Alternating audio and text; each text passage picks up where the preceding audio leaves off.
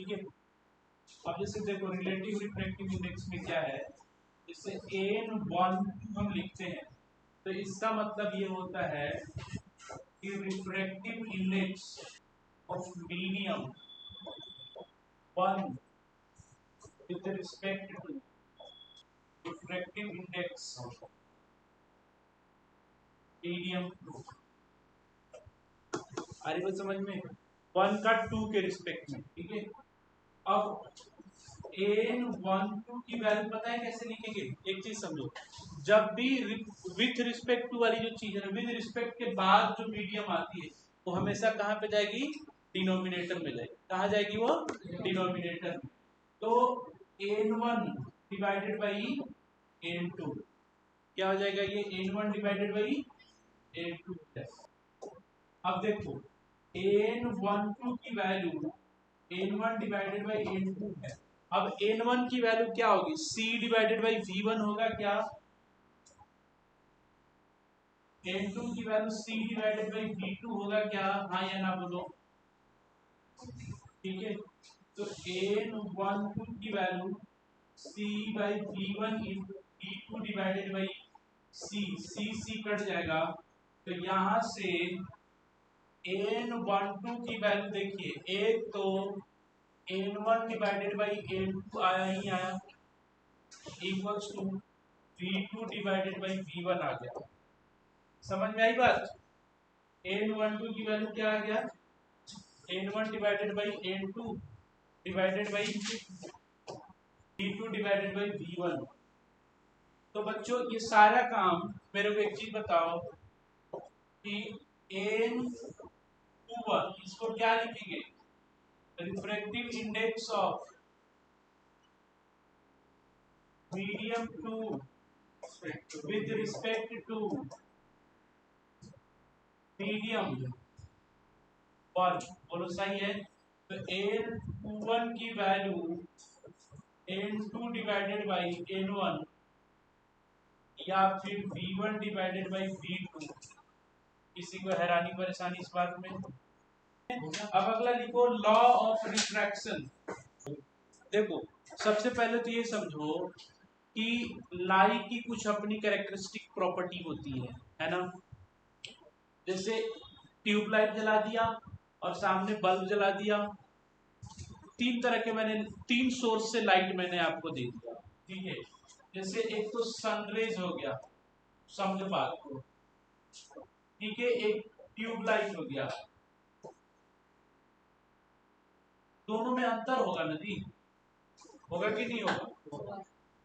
इसका सोर्स कहीं और है, इसका सोर्स आर्टिफिशियल है कि नहीं है? क्लियर बात? तो ये जो लाइट होगा ना, इसकी फ्रीक्वेंसी क्या होगी? अलग होगी।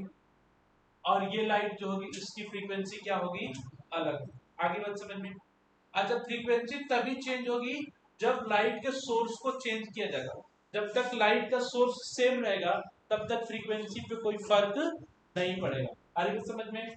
ठीक है, लाइट का सोर्स चेंज हो जाएगा तो फ्रीक्वेंसी भी क्या हो जाएगी? चेंज हो जाएगी। अब रिफ्रैक्शन में क्या होता है? एक लाइट ऐसे गई फिर ऐसे आ जाती है, लेकिन लाइट तो सेम ही है ना। लाइट क्या है? सेम है। इसका वेवलेंथ और स्पीड चेंज हो जाएगा बट फ्रीक्वेंसी चेंज नहीं होगा। तो लॉ ऑफ रिफ्लेक्शन का पहला नियम तो यही होता है। क्या होता है भाई? कि frequency of a light remain unchanged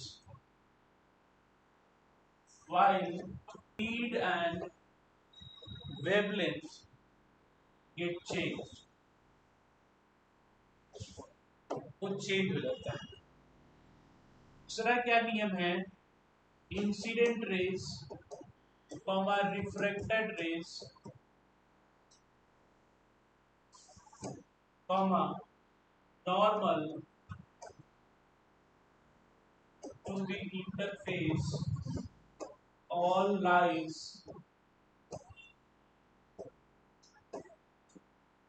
in same place।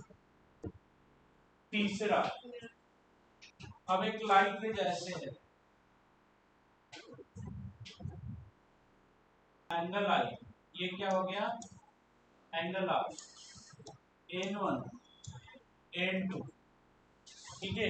तो नियमानुसार कि sign angle I divided by sine angle R, ये हमेशा क्या रहता है, कांस्टेंट रहता है। क्या रहता है ये, साइन एंगल I लिखा हूं ना मैं, तो साइन एंगल I इस साइड का है, तो रिफ्रैक्टिव इंडेक्स दूसरी तरफ का लेंगे, मतलब कि N2 डिवाइडेड बाई N1, ये हमेशा क्या रहेगा, क्या रहेगा, ये हमेशा ये होता है नियम। इस नियम को स्नेल्स लॉ भी बोलते हैं, ठीक है। तो साइन एंगल I के बदले sine angle R equals to N2 divided by N1, मतलब समझ रहे हो कि एंगल इस मीडियम का लेते हैं लेकिन रिफ्रैक्टिव इंडेक्स उस मीडियम का। आप इसको ऐसे भी लिख सकते हो, देखो क्रॉस मल्टीप्लाई जब करोगे ना, तो N1 sine angle I equals to N2 sine angle R। अगर उसी मीडियम का रिफ्रैक्टिव इंडेक्स और उसी मीडियम का एंगल आप चाहते हो, तो फिर दोनों को क्रॉस मल्टीप्लाई, दोनों नियम वैलिड है, ये और ये दोनों, ठीक है। अब लिखिए condition for no refraction, light refract ही नहीं करे, कंडीशन फॉर नो रिफ्रैक्शन। तो दो कंडीशन है उसके पहले। तो पहला कंडीशन ये है कि लाइट इंसिडेंट नॉर्मली, अगर लाइट नॉर्मली इंसिडेंट हो रही है तो लिखेंगे when light incident normally then path of light will remain same irrespective of medium। Medium के रिस्पेक्ट, मीडियम से कोई मतलब नहीं है। जैसे देखो ध्यान से, ये हो गया आपका नॉर्मल, और आपकी लाइट रेज भी कुछ इधर ही आ जाए,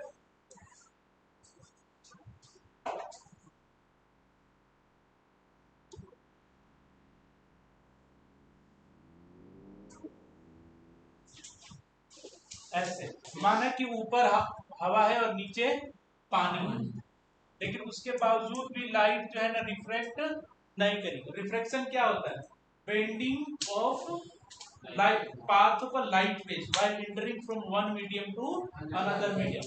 एक मीडियम से दूसरे मीडियम में जाने पर लाइट के रास्ते में जो चेंज आता है उसी को हम लोग क्या बोलते हैं, रिफ्रैक्शन ऑफ लाइट कहते हैं, ठीक है। तो ऐसे जाने का, ऐसे खड़ी हुई और फिर ऐसे, इसको क्या बोलते हैं हम लोग, रिफ्रैक्शन ऑफ लाइट। लेकिन अगर मान के चलो नॉर्मल पे ही गए तो उसके पास कोई चारा ही नहीं, वो सीधा जाएगा, सीधा निकल जाएगा, ठीक है। अगर if the light rays incident normally to the interface of medium, interface of medium समझते हो, दो मीडियम जहां अलग अलग होते हैं, पतली सी लाइन को क्या बोलते हैं, इंटरफेस ऑफ द मीडियम। आगे बात समझ। दूसरा कंडीशन ये है कि आजू बाजू दोनों का मीडियम सेम होता है, आजू बाजू दोनों का मीडियम सेम होता है। तो लिखेंगे दूसरा कंडीशन में, two different medium have same refractive index then light will go undeviated।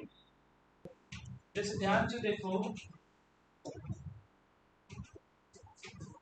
ये एक हो गया, ये नॉर्मल हो गया, राउंड ग्लास जिसका रिफ्रैक्टिव इंडेक्स होता है 1.52 होता है, नहीं, और नीचे जो है कनाडा A इक्वल्स टू 1.53, तो फर्स्ट डिजिट तक तो बिल्कुल सेम ही है ना, ऑलमोस्ट क्या है ये सेम। दो अलग अलग मीडियम हो गया, ऊपर वाला क्राउन ग्लास हो गया और नीचे वाला कनाडा, वो क्या है बैल्सम, जो कुछ भी कनाडा का कोई चीज है, दो अलग अलग मतलब मटेरियल्स हैं ये इनका। हाँ, नीचे वाला क्या है, मैंने तो खुद नहीं देखा है इसको। ठीक है, अब PALSAN। अब अगर लाइट रेज ऐसे आ रही है तो रिफ्रैक्टिव इंडेक्स सेम होने की वजह से ये क्या हो जाएगा, ये सीधी चली जाएगी। सर सेम का ऐसे उसको 1.5 की उसको होता है और कम करते हैं। हाँ 1.5 1.5 मान लो। ठीक है, तो इस वजह से ये क्या हो जाएगा, ये सीधी चली जाएगी। समझ में आ गई बात? हो गया ना। आगे बढ़ते हैं। Refraction of light through rectangular glass slab. Rectangular glass slab का मतलब ये हुआ कि अब तक क्या हो रहा था कि लाइट रेज ना कि एक मीडियम बिल्कुल इंटरफेस से हो रहा था। अब कोई मोटी सी ऐसे वो चीज होगा उससे हो जाएगा, जैसे शेप में हम देख लेते हैं। इसको आगे से देखेंगे तो ऐसा ही कुछ नजर आएगा ना, आगे की नहीं। तो ये है रेक्टेंगुलर ग्लास स्लैब, ठीक है ना। ये कुछ ऐसा है, यहाँ पे ये देख रहा। तो अब ये वाला फिगर हटा दूं, मान के चलिए ये ऊपर का जो मीडियम है आपका, बाहर जो है ना एयर है, मतलब चारों तरफ क्या है, एयर। यहाँ पे भी क्या है, एयर। और अंदर ग्लास ग्लास है, तो इसका कुछ होगा रिफ्रैक्टिव इंडेक्स। एयर का रिफ्रैक्टिव इंडेक्स 1 होता है। आ रही बात समझ में? एयर का रिफ्रैक्टिव इंडेक्स क्या होता है, 1। ठीक है, जैसे एक लाइट रेज ऐसे इंसिडेंट हो कि बच्चों, तो अब क्या होगा, मीडियम चेंज हो रहा है तो इसका रास्ता क्या हो जाएगा, चेंज हो जाएगा, ऐसे आ जाएगा, है ना। फिर से मीडियम चेंज हुआ, फिर से इसका रास्ता चेंज हो जाएगा। अब देखो ये यहां से ये नॉर्मल हो गया ऐसे,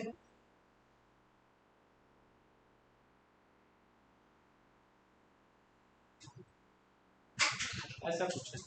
ठीक है, अब ये आपका, चलिए क्या है, ये दो नॉर्मल हो गए,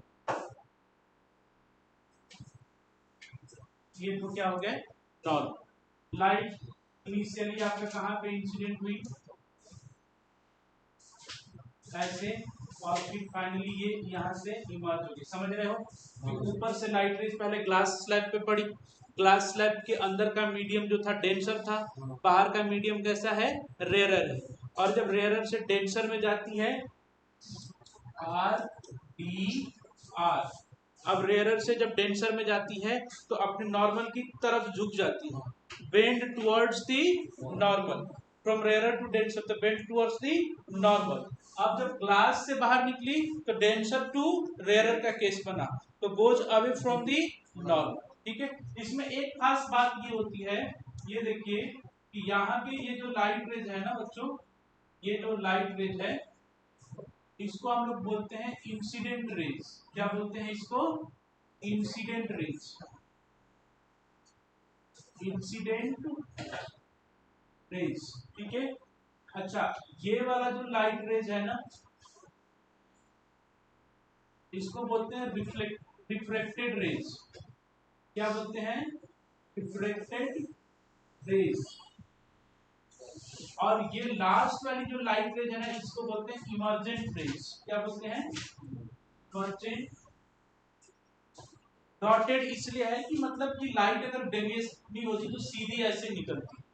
ठीक है, अब देखिए यहाँ पे जो एंगल है ना उसको हमने बना देना है, सर ये कौन सी है, एंगल आई, और इसको क्या बोलेंगे, एंगल आई बना दो, या फिर आई रहने दो इसको, IR, I1। इसको हम लोग क्या बोलेंगे, angle angle R।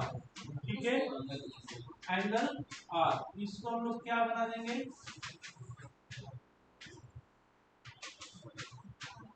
Angle I2, और इसको बोल देंगे एंगल E।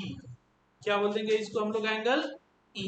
आगे बात समझ में, I1 first angle of incidence, फिर R, फिर I2 और फिर E। खास बात ये होती है कि जो इमर्जेंट रेज होती है वो इंसिडेंट रेज के क्या होती है, बिल्कुल पैरेलल होती है। क्या होती है, बिल्कुल पैरेलल होती है। दूसरी बात ये है, दूसरा खास बात इसमें ये है कि ये जो लाइट में शिफ्ट हुआ, इमर्जेंट और इंसिडेंट रेज में जो शिफ्ट आया ना भाई, है ना, हाँ जी, ये यहाँ पे था लेकिन शिफ्ट होकर के कहाँ पे आ गया, यहाँ पे। तो इस शिफ्ट को बोलते हैं लैटरल डिस्प्लेसमेंट। क्या बोलते हैं इसको, लैटरल डिस्प्लेसमेंट। ठीक है, इसका हम नामकरण कर देते हैं ए बी सी डी। तो ग्लास स्लैब के ए बी फेज पे आता है तो रेयर टू डेंसर का केस बनता है, इसलिए वो क्या हो जाता है, बेंड टुवर्ड्स द नॉर्मल। ठीक है, जब O B C D phase पे पहुंचता है तो डेंसर टू रेयर का केस बनता है, that's why it goes away from the normal. ठीक है, emergent rays and incident ray always parallel to each other. There is a lateral shift between emergent rays and incident rays which is known as the lateral displacement. ठीक है, अब हमको proof करना है कि ये दोनों लाइट जो है ना क्या है, पैरेलल है। वो कैसे प्रूफ करेंगे वो हम देखते हैं। ठीक है, तो चलो ऊपर का जो मीडियम है उसको हम मान लेते हैं, उसका रिफ्रैक्टिव इंडेक्स n1 मान लेते हैं, n1 n2 और n1। सही है, सही है कि नहीं सही है, ठीक है जी। अच्छा, अब फ्रॉम स्नेल्स लॉ एट, कोई लिखेगा नहीं यहाँ पे, देखिए सारे बच्चे, at A B, phase A B पे, ठीक है नहीं, from Snell's law, Snell's law के अनुसार sine angle I1 divided by sine angle R equals to A2 divided by, अच्छा A2 को ना मैं AG बोल देता हूँ, एन एयर बोल देता हूँ, क्यों, क्योंकि ये है तो ग्लास ना, एन बोलो, सही है, ग्लास है इसलिए एनजी बोल दिया, एनजी अपॉन एन ए। समझ में आया सबको, ये हो गया हमारा equation number 1। At C D from Snell's law, Snell's law के अनुसार सी डी पर क्या हो जाएगा बताओ दी, जब कुल sine angle I2 divided by sine angle E equals to NA divided by NG। इसको उल्टा कर देते हैं, sine angle E divided by sine angle I2 equals to NG divided by NA, equation number 2। ठीक है, तो बताओ इक्वेशन 1 और 2 के राइट हैंड साइड इक्वल है, तो फ्रॉम 1 एंड 2 से sine angle I1 divided by sine angle R equals to sine angle E divided by sine angle I2। अब मेरे को एक चीज बताओ, एंगल R और I2 आपस में इक्वल होंगे, क्यों, R और I2 आपस में इक्वल होंगे, angle R equals to angle I2 from alternate interior angles. क्या मैथ पढ़ते हो, देखो ध्यान से ना, ये दो पैरेलल लाइंस है ना, देखो ये दोनों क्या है, ये जो नॉर्मल्स क्या है, पैरेलल लाइंस है, तो जेड नहीं बन रहा वहां पे, देखो ना ऐसे ऐसे बन रहा है, ये और ये आपस में क्या होंगे, इक्वल होंगे, होंगे कि नहीं होंगे। और जब ये इक्वल होगा तो साइन एंगल R और साइन एंगल I2 भी, अगर दो एंगल इक्वल है तो साइन के साथ भी वो क्या होंगे, इक्वल होंगे। तो अब देखो sine angle I1 divided by sine angle R equals to sine angle E divided by sine angle I2, ये और ये चीज क्या हो गया, कट गया। अब ध्यान से देखोगे sine angle I1 equals to sine angle E, मतलब कि angle I1 equals to angle E, और एंगल I1 और E आपस में इक्वल है।